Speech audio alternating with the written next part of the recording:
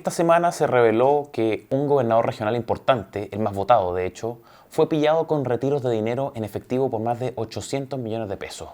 Además se dieron a conocer también conversaciones privadas entre el presidente Boric y su ex psiquiatra que además tiene familiares con relaciones monetarias con el Estado realmente millonarias. Y por último, se produjo una importante votación en el Congreso en clara manifestación contraria a la experimentación social, hormonal y quirúrgica en niños, en menores de edad. Veamos todo eso en esta nueva columna semanal. Alberto Larraín y Diego Ibáñez eran amigos cercanos. Diego Ibáñez tenía las llaves de la casa de Alberto Larraín. O sea, Diego Ibáñez llamaba a Alberto y le decía, hoy día me quedo en tu casa.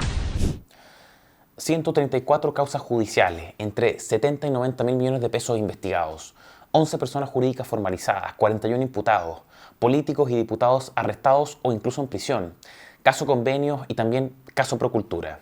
Este último, que es un caso dentro de un macro caso en el cual se robaron dinero de contribuyentes para, se supone, políticas sociales para contribuyentes. Un caso con muerte también, y sí, un caso en que la, se supone, mano derecha de Alberto Larraín, el administrador general de Procultura y testigo clave del caso, muere. Muere tras descompensarse luego de un allanamiento a propósito del caso y de enfermedades previas. Hay líos amorosos también, manifestaciones de problemas mentales o traumas pasados, relaciones familiares comprometidas, e insisto con lo que yo creo es el efecto más importante, miles de millones de pesos, plata aportada por los chilenos en juego. Robada lo más probablemente, por ahora eso sí, desaparecida, malgastada en quién sabe qué. En Concepción fue en lencería, pero en fin, un caso que tiene de todo esto, pero que parece que a pesar de tener todo esto, existen políticos que no quieren que sea investigado. Políticos que no quieren que sea investigado. Políticos del Partido Comunista y del Frente Amplio, sobre todo el partido del presidente Boric. Partidos que quieren acallar al fiscal que lleva la investigación penal. Quieren atarlo de manos, quieren maniatarlo, quieren sacarlo del panorama, dejarlo fuera de juego, ojalá incluso destituirlo. Y destituir sobre todo a su máximo jefe de paso, al fiscal nacional Ángel Valencia. Y claro, porque desde estos partidos políticos de la izquierda radical se está acusando de espionaje político, una operación política digitada desde las terminales de la extrema derecha y los poderes fácticos que involucra al Ministerio Público y a los tribunales de justicia. Esa es la tesis, pero ¿cómo es que se entiende esa tesis? ¿Por qué los chilenos podrían tragarse estas tonteras que dicen desde las dirigencias del Frente Amplio? Pero a ver, si miren, la interceptación telefónica fue solicitada por autoridad de la República con autonomía, por una autoridad de la República con autonomía, y fue obviamente autorizada por un juez de garantía, cuyo trabajo es justamente garantizar el apego de las investigaciones penales a la ley. Ejercen el control de la investigación los juzgados de garantía. Si luego de esta simple explicación insisten en espionaje político, entonces deben entender que no solo están cargando contra el fiscal Patricio Cooper, sino contra un órgano autónomo del Estado como la Fiscalía y contra otro poder del Estado como el Poder Judicial. Y si esa es precisamente su tesis, los idiotines con megáfono deben probarla ante los tribunales con evidencia específica de que lo que existe aquí es una opereta orquestada por la derecha para dañar al mejor presidente de la historia, con la colaboración de los autores de la persecución política de la Fiscalía y con el visto bueno de tribunales prevaricadores. Adelante. El problema que tiene esta gente también, caída a la osadía y a la estupidez, es que no solo han acusado de operación política, sino que la presidente de todas las lumbreras, Constanza Martínez, ha señalado que estamos frente a algo como lo que hacía el régimen nazi. Eso dijo. Entonces, el peso de la prueba política es aún mayor. Están acusando al Ministerio Público y al Poder Judicial de hacerse parte de una operación del estilo nazi. A ver, solo imagínenselo en 30 años más. Si es que esto llegase a estar en los libros de historia que se estudian en las escuelas y colegios del país. Los niños terminaron de estudiar la Segunda Guerra Mundial, concluyeron el siglo XX, rápidamente, luego de eso entraron al siglo XXI y se toparon con el extracto de la presidenta del Frente Amplio en que acusa a la Fiscalía y a tribunales de montar una operación política de corte nazi. Imagínense la confusión en los niños de séptimo o octavo básico. O imagínense a los profesores de esos niños que tienen que usar ese libro de texto de historia y enseñarlo. Así como, Bueno, niños, hubo dos momentos de nazismo fuerte entre el siglo XX y el XXI. El primero, el de la Segunda Guerra, los campos de concentración y exterminio judío y todo eso que estudiamos. Y el segundo, el de las interceptaciones telefónicas del fiscal Patricio Cooper a la ex psiquiatra del presidente Boric. Fuera de la ironía, en fin, fuera de la ironía, hagámonos algunas preguntas rápidas. ¿Qué tan importante se cree esta gente del Frente Amplio como para compararse con tamaño suceso histórico? ¿Qué tan víctimas se sienten como para mostrarse como judíos u opositores perseguidos en la Alemania nazi? ¿Qué clase de gestas se sentirán conduciendo como para verse enfrentados a semejante enemigo poderoso del nazismo judicial y persecutorio? Voy a aterrizarlo y preguntar por lo que realmente tiene que pasar. ¿Qué tanta distorsión mental o desconexión neuronal tiene que haber en esos cerebritos? ¿Cuánta vida inteligente terrícola puede hallarse en la sede partidaria del Frente Amplio? Esta gente es bien curiosa, es bien extraña. Y vamos un poco antes, en todo caso. Incluso aunque les concediéramos que se está ante espionaje político, que no lo hay, por cierto. O sea, clarísimamente no lo hay, pero incluso aunque eso fuera concedido, se paran y dicen esto como si no existiese nada de fondo que cuestionarle. Como si estuviéramos ante Blanca Paloma. Como si Catalina Pérez, diputada del Frente Amplio, no hubiese sido esta misma semana arrestada por el caso Democracia Viva. Como si dos militantes del Frente Amplio no hubiesen estado presos por el caso. Como si en el caso, enmarcado en el macro caso convenio, no hubiese nada que reprochar o siquiera mérito suficiente para investigar. Pero saber, tenemos de partida a muchísimos gobernadores complicados. Y en esto hay uno, socio de todos estos, al que apoyaron en la elección de gobernadores, que se lleva el premio gordo, que es obvio, Claudio Rego. Claudio Rego entregó miles de millones de pesos a Procultura. Uno de los contratos fue de 1.600 millones, de hecho. Estamos hablando del mismo gobernador Rego, que ahora desconoce a Alberto Larraín, pero que hasta no hace tanto, incluso iniciada la investigación, se refería a él como hermano, como amigo. Lo destacó en discursos oficiales, en fin. Y le dijo, de hecho, esto, miren. Hola, hermano.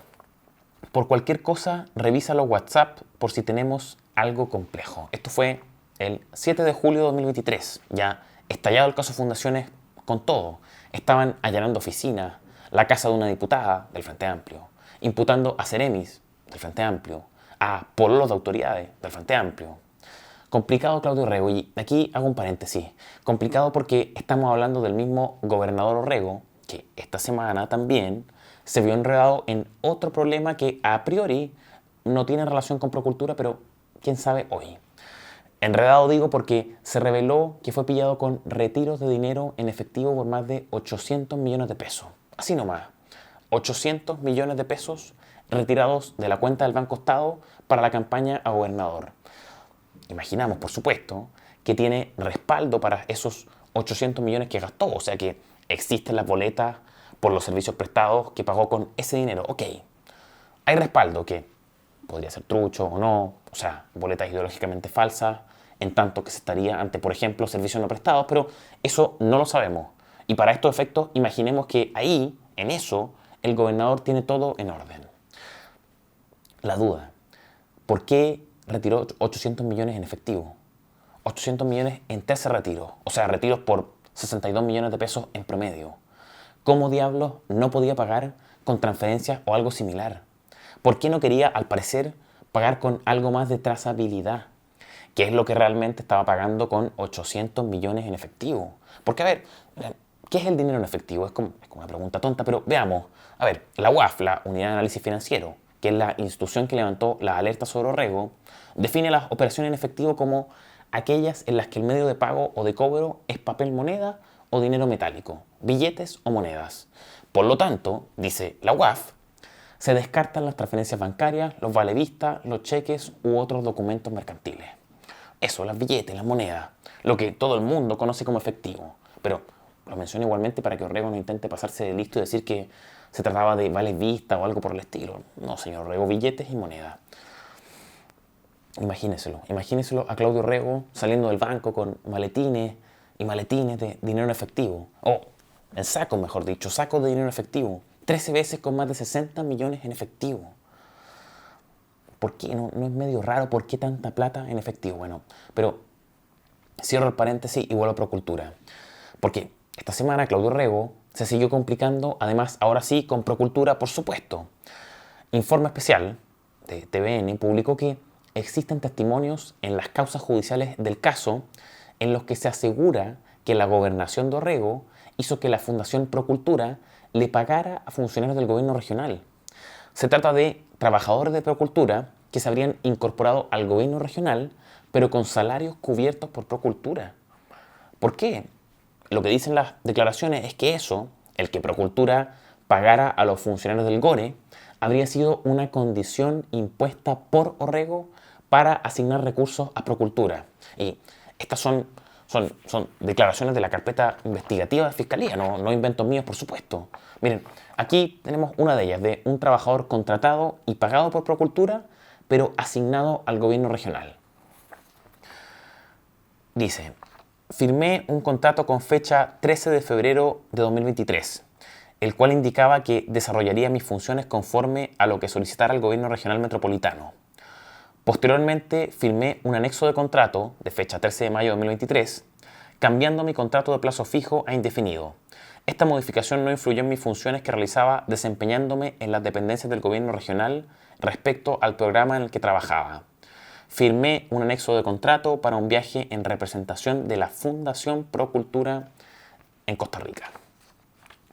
Un enredo total e inexplicable el de Claudio Rego y Procultura. Ya adelantábamos, todo raro en este caso.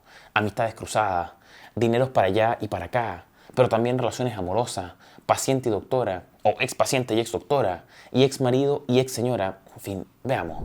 Esta semana, en el marco de los múltiples casos de corrupción que involucran a partidos del gobierno de Boric, se divulgaron conversaciones entre el presidente y su ex psiquiatra Josefina Uneus, psiquiatra, ojo, infanto-juvenil, que realmente dicen, algunos, no era de verdad su psiquiatra, porque el verdadero psiquiatra era el propio Alberto Larraín, el líder supremo de la Fundación Magíster en desvío de recursos públicos Procultura. Pero, sea como sea, un caso con conversaciones iniciadas por el presidente Boric para tomar contacto con su ex psiquiatra para averiguar cómo estaban las cosas con la investigación que afectaba en ese entonces a su polola, que luego, hay que decirlo, salió libre de polvo y paja. Conversaciones en que Uneus, la ex psiquiatra de Boric, trata de psicópata a quien era su ex marido, pero a su vez padre de sus hijos. Conversaciones en que, a propósito de la tragedia, o sea, a propósito de una investigación penal por defraudación de miles de millones de pesos, ciudadanos abandonados por esa organización que se adjudicó esos miles de millones, autoridades del más alto y bajo nivel involucrados, en ese contexto, en estas conversaciones, la ex psiquiatra de Boric le pide trabajo a su ex paciente. Y quiero que veamos qué es lo que hace Boric, lo que esconde en su respuesta, lo que podría estar pasando con él realmente y la gestión que pudo haber hecho Boric. Pero antes de eso, veamos un poco de esta conversación. ¿Qué le dice su ex psiquiatra por teléfono? Uneus dice, Uneus, que es Josefina Uneus, hija de Marta Lagos, la encuestadora conocida por el manejo de números, y de Carlos Uneus, ex embajador de Chile en Alemania. Vamos a ver su red a continuación, pero antes la conversación. En fin, le dice Uneus al presidente Boric: oye, no, yo estoy bien. No, yo despoblé para todo lo que tú necesites. Lo que sí, comentarte en 2 segundos que estoy muy preocupada por la situación de Mejor Niñez. Mírenla, le manifiesta al presidente Boric su preocupación, dice ella, por el servicio Mejor Niñez. Le contesta Boric: sí, yo también. Y Uneus se adelanta, miren, pisa el acelerador. Tengo la experticia, tengo la expertise, tengo la experiencia. Parece que muchos no la tienen, la verdad, y menos el manejo del lenguaje, parece. O sea, experticia, experiencia. En fin, decíamos, le dice Uneus a Boric: tengo la experticia, tengo la expertise, tengo la experiencia, tengo el rollo, tengo la base teórica y una propuesta de cómo resolver la crisis psiquiátrica de los pacientes de Mejor Niñez. Hablé con Claudio Castillo, que está recién asumido, que imagino tiene 300 incendios al día. Claudio Castillo, el actual director nacional del Servicio de Protección de la Niñez. Boric le dice: habla con él. Y Uneus le replica: sí, pero me imagino que tiene 300 incendios al día. ¿Y el presidente no, acaso? Miren lo que viene ahora, porque es curioso esto de Uneus. Como que no puede hablar con Castillo porque ella supone que debe estar en 300 incendios al día, pero sí con el presidente, que al parecer es un desocupado. Así lo ven a nuestro presidente, parece, o así se muestra. Bueno, continúa Uneus.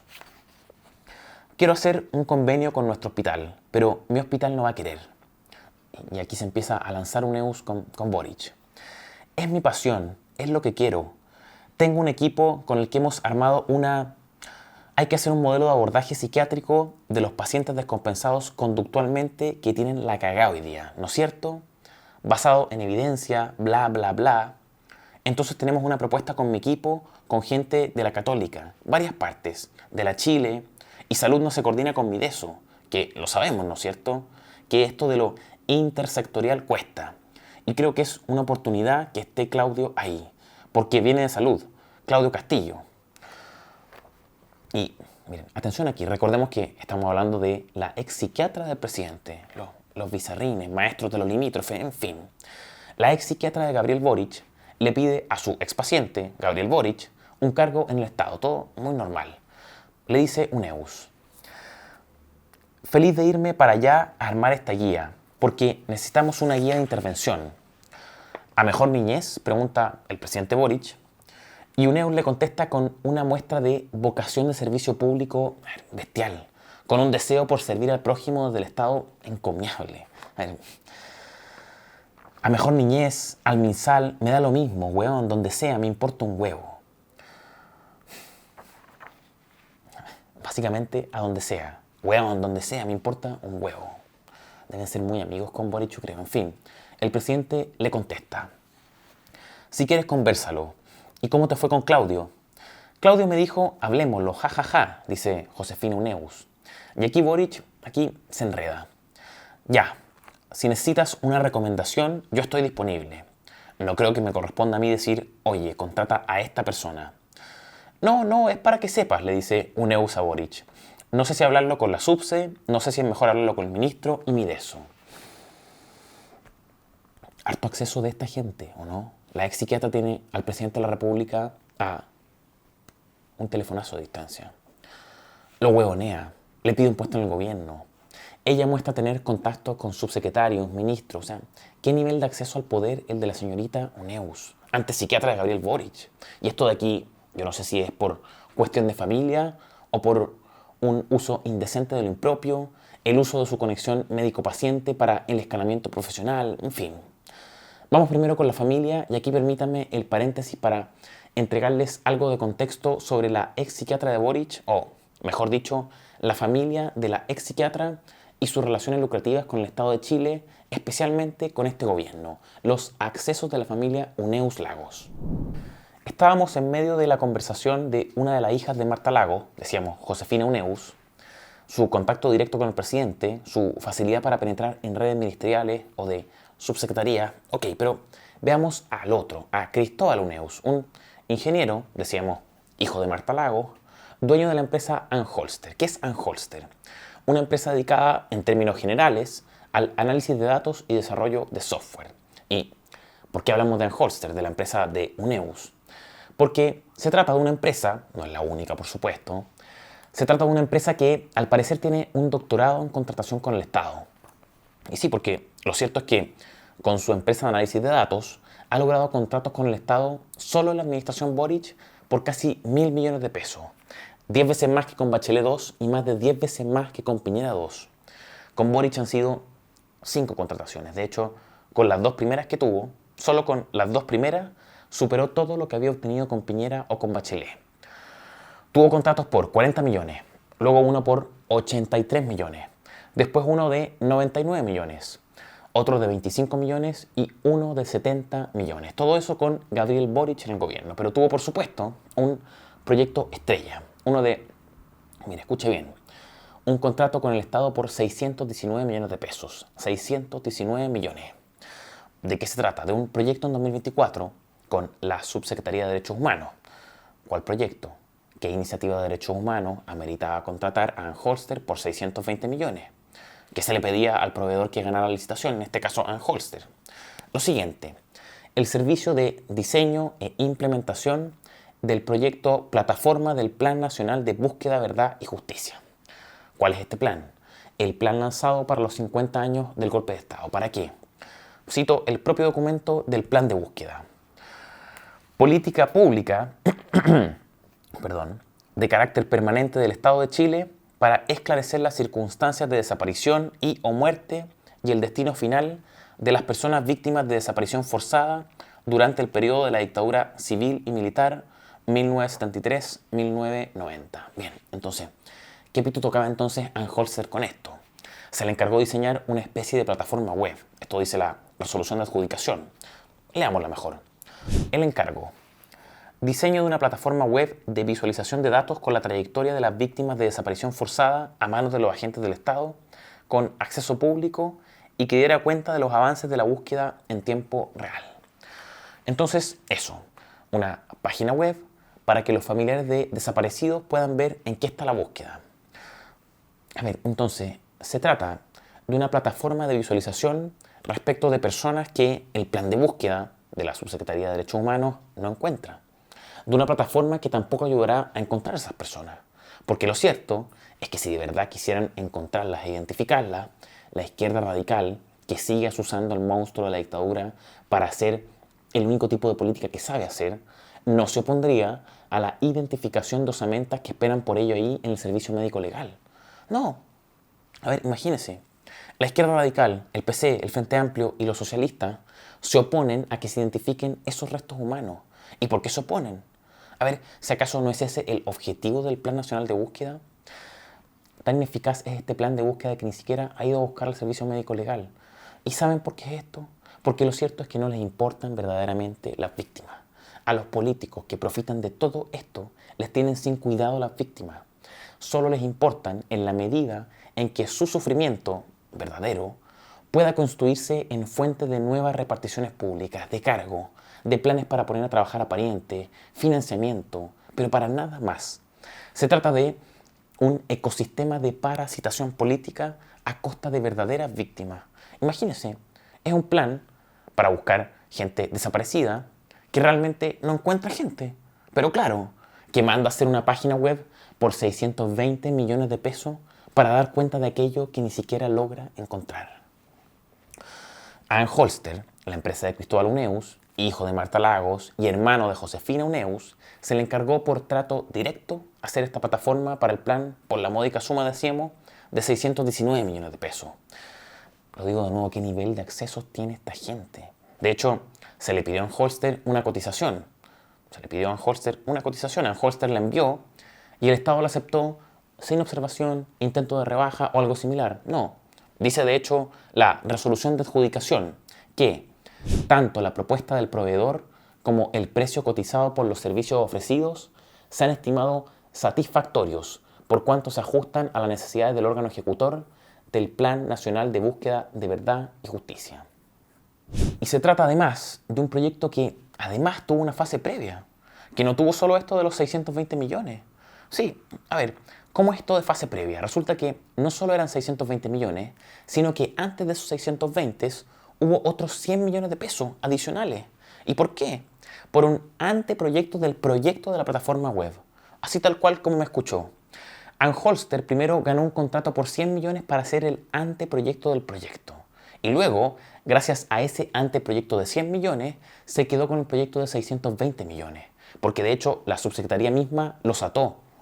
Dijo que, como ellos habían hecho el anteproyecto, debían pasar adelante con derecho a hacer el proyecto sin necesidad alguna de licitación pública. Y por eso el trato directo por 619 millones de pesos. Menudo cohete al cielo del dinero. Lo he dicho muchas veces, pero insisto, ¿qué nivel de acceso tiene esta gente? Pero en fin, veamos. ¿En qué quedó esto de la página web, la super plataforma de 700 millones de pesos? Anteproyecto más proyecto. Estamos a mayo de 2025, casi junio incluso, y yo no veo la plataforma del Plan Nacional de Búsqueda que debía elaborar Anholster. No se ve al menos en los términos que el contrato exigía por los 700 millones de pesos. Y si yo estoy buscando mal o está por ahí, que me la indiquen, por favor, porque a mi juicio todavía no hay nada. No hay plataforma en los términos del contrato. Y si es que lo hay hoy arriba del Plan Nacional de Búsqueda, el Estado de Chile, y la verdad es que los contribuyentes fueron estafados. Veamos con datos, con evidencia, con resolución administrativa aquí, en mano. La resolución que aprueba el contrato es del 25 de enero de 2024 y en esta se indica, en el apartado de plazo de vigencia del contrato, que el contrato empezará a regir a contar de la fecha de la total tramitación del acto administrativo que lo apruebe y su vigencia será por 12 meses. Y luego se repite la cláusula sobre duración total del proyecto. La duración total del proyecto es de 12 meses y se distribuye según el siguiente diagrama referencial en 4 hitos trimestrales. Se trata de 12 meses entre enero y diciembre de 2024, o febrero de 2024 y enero de 2025 si consideramos que la total tramitación se produce semanas después de la aprobación del contrato. O sea, en diciembre pasado o en enero de 2025 debía estar todo listo. Sin embargo, en Internet se ve lo que se ve. E insisto, si es que hay más, háganoslo llegar y corregimos, pero lo veo difícil. Difícil. Un detalle más muy relevante. Mediados de 2024, Sandro Gaete. ¿Quién es Sandro Gaete? Un ex miembro del equipo del Plan Nacional de Búsqueda, que renuncia a su trabajo funcionario en dicho plan a mediados del año pasado. ¿Y por qué? Miren, esto cuenta que hubo una reunión en oficinas del Ministerio de Justicia, a puerta cerrada, bien cerrada, cuando recién aterrizaba Luis Cordero. ¿Reunión de quiénes? Del Ministro de Justicia, entonces Luis Cordero, la jefa del Programa de Derechos Humanos, Paulina Zamorano, el coordinador del Plan Nacional de Búsqueda y Cristóbal Uneus, el dueño de Anholster. Se trató de una reunión no registrada en la plataforma de lobby. No se dejó constancia, se ocultó y se incumplió un deber legal funcionario. ¿Por qué no la registró el ministro? No sé. Una reunión de la que luego se dice que fue el mismo ministro de Justicia el que pidió a los equipos del Plan Nacional que buscaran Anholster. Y por otra parte, otra versión, una reunión en la que Anholster habría solicitado el contrato. Nunca lo sabremos, pero sigamos. ¿Qué más dijo Sandro Gaete, el exfuncionario del Plan Nacional de Búsqueda? Dijo que el diseño e implementación de bases de datos no se hacen por separado. Y aquí en este caso se hizo así. Se refiere a esto del anteproyecto y proyecto de los que hablábamos. En este caso, se licitó un anteproyecto por 100 millones de pesos, que ganó Anholster, y luego el proyecto por 620 millones, al cual Anholster accedió por trato directo. Bueno, este exmiembro del plan indicaba que el diseño e implementación de bases de datos no se hacen por separado, o sea, no se hacen con esto de anteproyecto y proyecto. Y remató con todo diciendo esto, textualmente. Se están pagando más de 700 millones a una empresa por algo que se está haciendo gratis por el Instituto Milenio de Datos con el Museo de la Memoria y la Fundación de Archivos de la Vicaría. Impresionante. El exfuncionario del mismo Plan Nacional de Búsqueda denuncia que se contrató por 700 millones un trabajo que ya se hace y un trabajo que además hoy mismo se hace gratis. En fin, pero esto no se cierra ahí. La linda relación de Anholster y el Estado, en el marco del Plan Nacional de Búsqueda, contó con un tercer cariñito, modificación de contrato a mitad de camino, por lo que se les tuvo que pagar a Anholster, además, otros 24 millones y medio de pesos. A ver, hay gente que sabe hacerla, con mucho talento en esto de la relación público-privada, con un entendimiento bestial de tercerización. En fin, estábamos en un paréntesis, en medio de la conversación entre la hermana de Cristóbal, Josefina Uneus, y Gabriel Boric. Bueno, la semana en que esa conversación se estaba revelando en los medios, Anholster aparece con otra orden de compra estatal favorable. Orden de compra enviada el 12 de mayo de 2025 por 70 millones de pesos en favor de la empresa Anholster de propiedad del otro hijo de Marta Lagos, Cristóbal Uneus. Un acceso al poder impresionante. A ver, la propuesta de precio de Anholster esta vez, más de 10 millones más cara que la otra empresa que participó en la licitación. Y veamos cómo le fue realmente en ese concurso.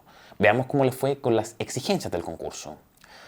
A la pregunta de si el equipo cuenta con profesionales con experiencia en Python, React JS y TypeScript y otro listado de aplicaciones de programación y cuestiones gráficas que, lógico, la licitación considera necesarias para hacer el trabajo y por eso la exige.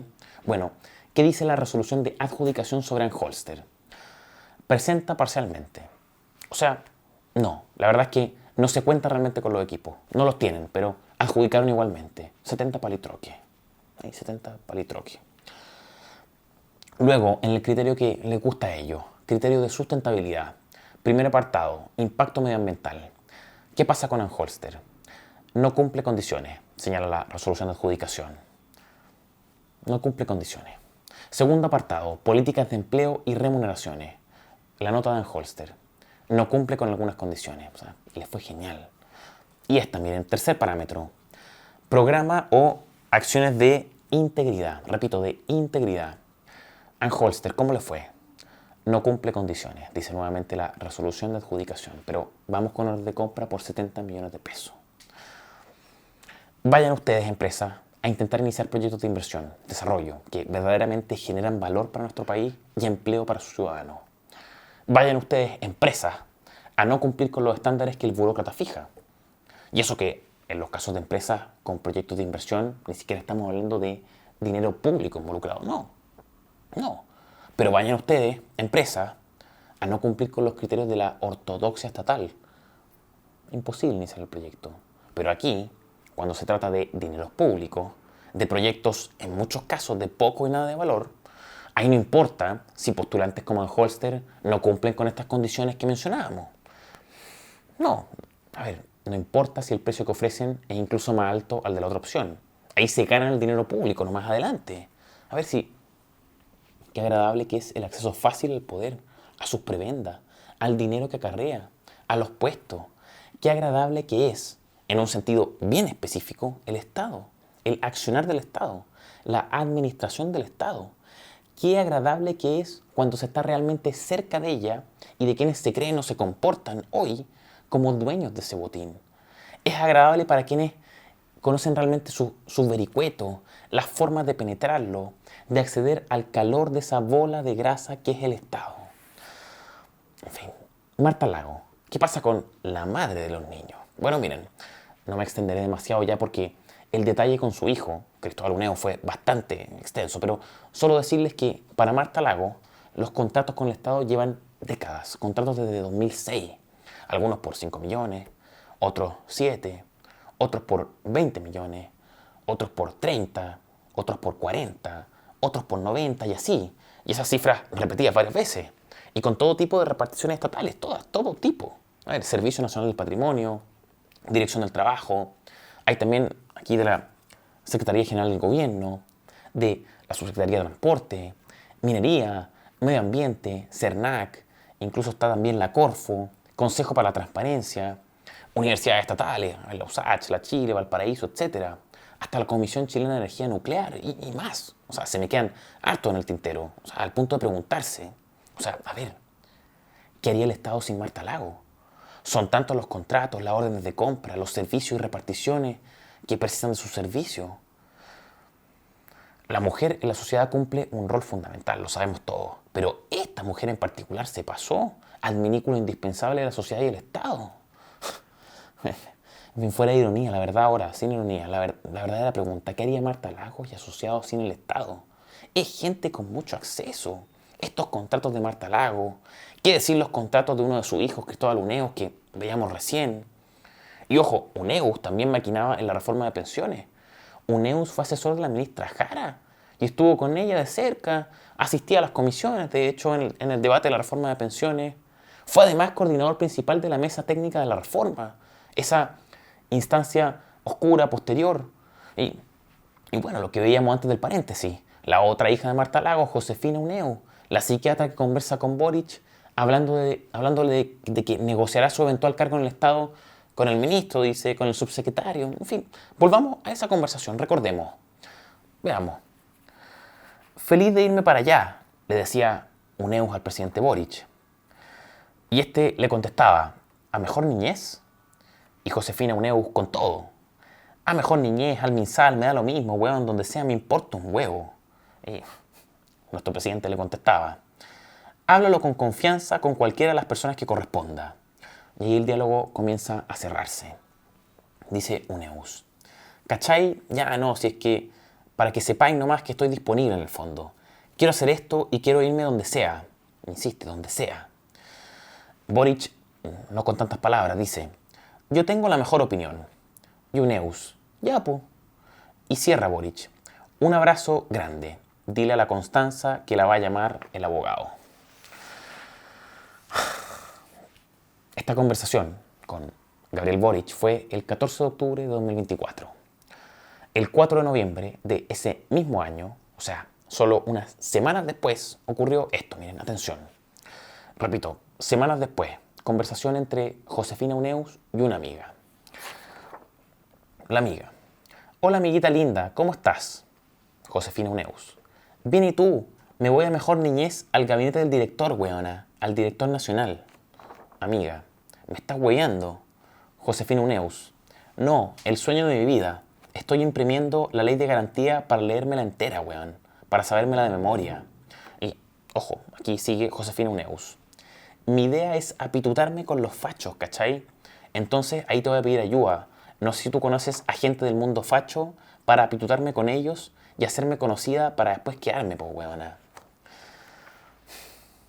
Impresionante, lo logró. La otra hermana Uneus, Josefina, ingresó a Mejor Niñez 2 semanas después de su conversación con Boric. ¿Qué conexiones? ¿Qué accesos? ¿Qué facilidad para penetrar en el presidente Boric? En fin, hasta aquí con el dinero de los contribuyentes. Vamos a lo último. En estos días, en la sala de la Cámara de Diputados de nuestro Congreso se votó algo de suma relevancia, muy importante y que podría tener efectos de radical importancia. Se trata del informe de la Comisión Especial Investigadora sobre las terapias trans en menores de edad, que fue aprobado esta semana por los diputados. Y sí, aprobado, y eso que no haya confusión es bueno. Y explico por qué. El informe, a diferencia de lo que se podría haber esperado, sacó conclusiones negativas, totalmente negativas, sobre este tipo de terapias en menores de edad, que en todo su proceso incluyen terapias psicosociales, luego hormonales y en una etapa posterior quirúrgicas. Todo lo cual consta en antecedentes oficiales que se han practicado en menores de edad. Pero más importante que esas conclusiones negativas es que el informe estableció recomendaciones en el sentido de desechar estas terapias en menores de edad, no solo porque no poseen evidencia científica en que sustenten de modo alguno, sino también, y más importantemente, porque pueden generar daños terribles en menores de edad, algunos de ellos incluso irreversibles. Se trata de terapias que pueden provocar infertilidad en los menores de edad, daño óseo, o sea, daños estructurales en menores de edad, daños en los huesos de los niños. ¿Qué decir de las cirugías de supuesta reasignación de sexo? Aquí hay derechamente mutilaciones. No quiero entrar en detalles en esto, ya se ha hecho en sucesivas columnas y creo que a esta altura ya se saben. Ya nuestro país conoce lo que son este tipo de terapias. Sabe la mayoría que son dañinas, que deben ser desechadas con fuerza y por eso esa mayoría que se expresó esta semana en la Cámara, por eso.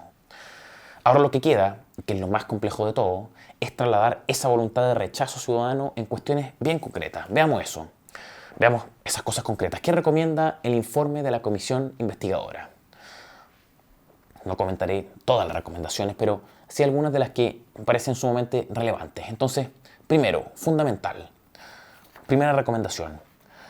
Suspender inmediatamente la ejecución del PAIC, Programa de Apoyo a la Identidad de Género, este programa de acompañamiento e identidad de género.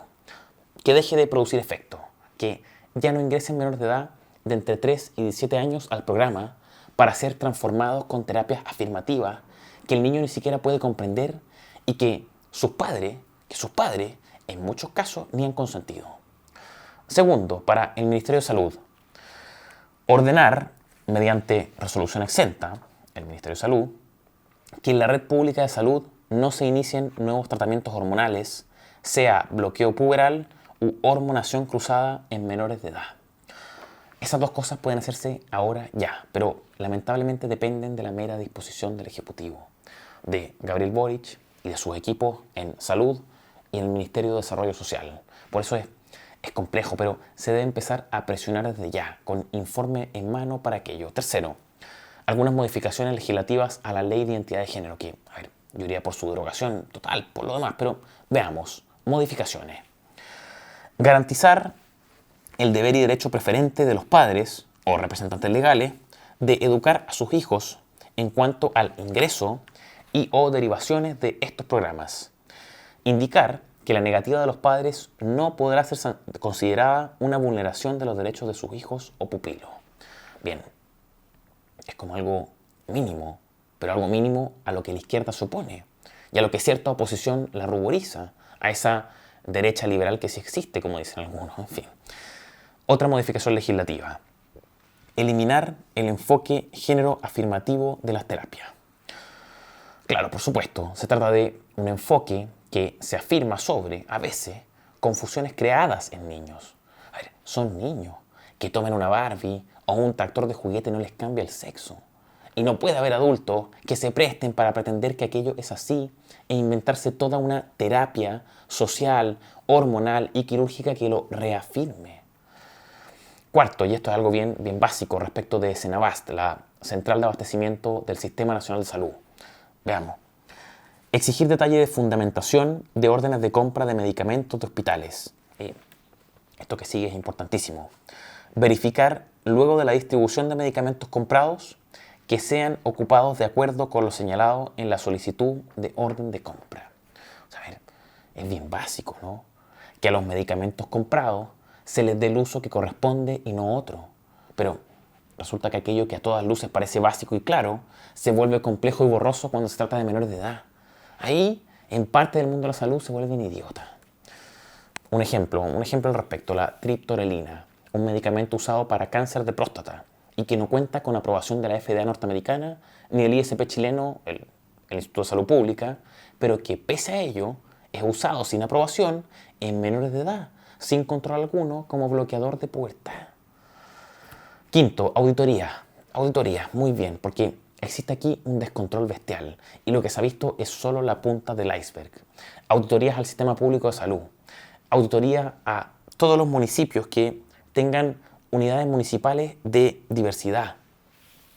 Auditoría a la Junji. Auditoría a FONASA. Auditoría sobre la organización y actividades del PAIG. Auditorías porque acá ha estado pasando algo verdaderamente grande y grave. Y por eso esto, miren, también. Sexto, remitir todos los antecedentes de las sesiones de esta comisión investigadora al Ministerio Público, Fiscalía.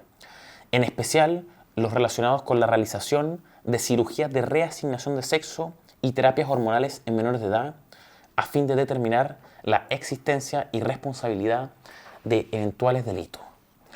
Hablamos de mutilaciones, lesiones graves, gravísimas, entre otros. De hecho, Fiscalía ya está investigando eventuales delitos cometidos por equipos médicos a propósito del PAIC y las terapias y cirugías asociadas. En fin, en general todo esto es bueno, es positivo, y si bien no hay efecto vinculante en el informe emanado del Congreso, hay presión. Presión que ya ha surtido efectos en Reino Unido, presión que ha surtido efectos en Estados Unidos, algunos países nórdicos, entre otros, y que debería llevar al gobierno a tomar acciones concretas en la materia. Acciones concretas en la materia. Y bueno, es bueno además porque una de las autoridades llamada a proteger la indemnidad de los niños, de los menores de edad, la Defensoría de la Niñez, está, como usualmente lo hace, remando para otro lado, remando para atrás. ¿Y por qué digo esto?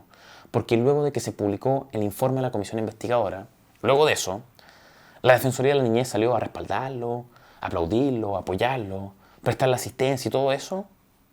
No, obvio que no. Uno hubiese esperado que la institución estatal que todos pagamos para que defienda a menores de edad vulnerados defendiera el informe que, entre otras cosas, como vimos, propone prohibir la terapia hormonal en menores de edad y suspender inmediatamente el PAIG. Uno esperaría que la Defensoría estuviera detrás de esas medidas empujándolas, pero no. A ver, ¿qué hizo la Defensoría de la Niñez entonces? Presentó, por decirlo así, un contrainforme, un informe de observaciones sobre el informe de la comisión investigadora, manifestando preocupación, dijeron desde la Defensoría. A ver, ¿qué dijeron en ese informe? Miren, veamos. Manifiestan preocupación por la falta de mención como criterio principal al concepto de interés superior del niño, niña, adolescente. ¿Qué dijeron sobre esto? Que dicho criterio debe ponderar varios aspectos como el derecho y deber de los padres a educar, pero que este, lo cito textualmente, en ningún caso es prioritario ni tampoco es un criterio que debe definir la situación particular de un niño. Fíjense en los términos, en ningún caso es prioritario, en ningún caso. Miren, uno puede entender que no es prioritario porque de hecho, por ejemplo, los padres no pueden ni deben autorizar terapias hormonales o cirugías de reasignación de sexo para su hijo menor de edad. No pueden hacerlo legalmente porque no están amparados por ningún derecho que los proteja, por ninguno. No hay constitución, ley ni derecho que ampare a padres a autorizar mutilaciones en sus hijos menores. Eso no existe. Cosa diferente es decir lo que sostiene la Defensoría de la Niñez. Esto de en ningún caso es prioritario. ¿Cómo que en ningún caso? Si los padres se oponen a que su hijo sea hormonizado a los 12 años, pero el niño aún así lo quiere, ¿acaso debe primar la voluntad de un niño y no la de sus padres? ¿Qué sabe el niño a los 12 años? Ese niño de 12 años no puede comprar cigarro, alcohol, no puede manejar, probablemente por su altura no puede subirse a todos los juegos de Fantasilandia, requiere de ciertos permisos para salir del país, pero puede decidir hormonizarse para cambiarse el sexo. ¿En serio? ¿Esa es la tesis de la Defensoría de la Niñez en Chile? Miren, la Defensoría no se queda solo en eso. Manifiestan preocupación por la forma en que algunos miembros de la comisión investigadora se refieren a los niños, niñas y adolescentes como menores. A la Defensoría le molesta que se hable de menores de edad, en circunstancias de que se trata justamente de menores de edad. Se trata exactamente de lo que son, menores. Pero no, la Defensoría señala que este lenguaje no se ajustaría a los estándares de la Ley de Garantía de la Niñez ni a la Convención sobre Derechos del Niño. Miren, dicen esto, miren. Dicen que hablar de menores es propio de una visión tutelar que se aleja de la concepción de niños, niñas y adolescentes como sujetos de derecho. A ver, yo creo que se entiende hacia dónde va la Defensoría de la Niñez. ¿Cuál es su postura respecto de los menores de edad? Quieren desposeerlo, emanciparlo simbólica y fácticamente, quitarle las cadenas de los padres, la estructura que actualmente los oprime, que les impide el desarrollo total y libre de su autonomía. Y por eso, la Defensoría tiene la postura que tiene sobre las recomendaciones de la comisión investigadora. Miren, esto plantea la Defensoría sobre algunas de las recomendaciones las que recién comentábamos. Veamos, sobre limitar el ingreso a estos programas desde los 14 años. Recomiendan, la Defensoría, reevaluar esta limitación. Reevaluar esta limitación, imagínense. Aquí la recomendación se queda corta, debería haber sido de los 18, pero bueno.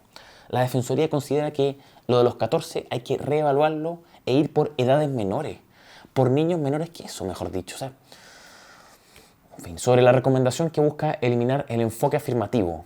Señalan que la norma no establece de manera explícita el enfoque afirmativo, por tanto, esa recomendación no se considera pertinente. Aquí lo que hace la Defensoría es evadir el cuestionamiento de fondo al enfoque afirmativo, pero bueno. Sobre la aplicación de tratamientos y cirugías solo en personas mayores de 18 años, se sugiere, esto plantea la Defensoría, se sugiere revisar esta recomendación por expertos desde un enfoque psicosocial como médico y de acuerdo con ello ajustar la edad considerando también los estándares de derechos humanos. Es inentendible, ¿no le parece razonable a la Defensoría de la Niñez el buscar prohibir las cirugías de reasignación de sexo en menores de edad? Hay que revisar esa recomendación. Se pasan, o sea, toda la política transafirmativa carece de basamento científico alguno, como ya se comprobó en el desarrollo y trabajo de toda esta comisión.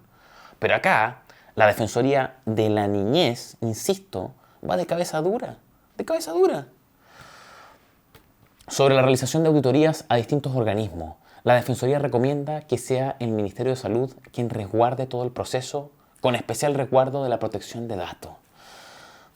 Claro, el mismo Ministerio de Salud, involucrado en todas estas terapias dañinas y que ni siquiera tiene clara la cifra o magnitud del problema que han generado en miles y miles de niños de Chile.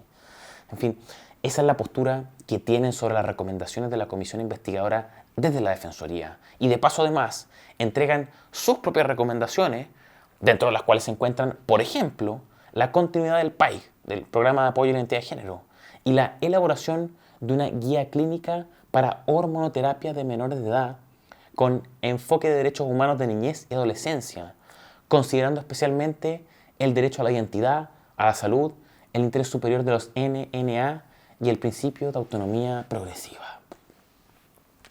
Es claro, entonces, con ellos no se puede contar y por eso hay que seguir presionando para que cosas como la aprobación de este informe pasen. Antecedentes a la Fiscalía de Chile para que se investiguen delitos involucrados. Indemnizaciones para las víctimas de estos experimentos. Auditorías profundas al aparato estatal y centros de salud. Proyectos de ley para extirpar el cáncer de nuestro ordenamiento y siempre presente que si del Ejecutivo o de las instituciones como la Defensoría depende, no hay futuro en buena parte de los niños de nuestro país. Soy Francisco Cancino, director de estudios de FNM.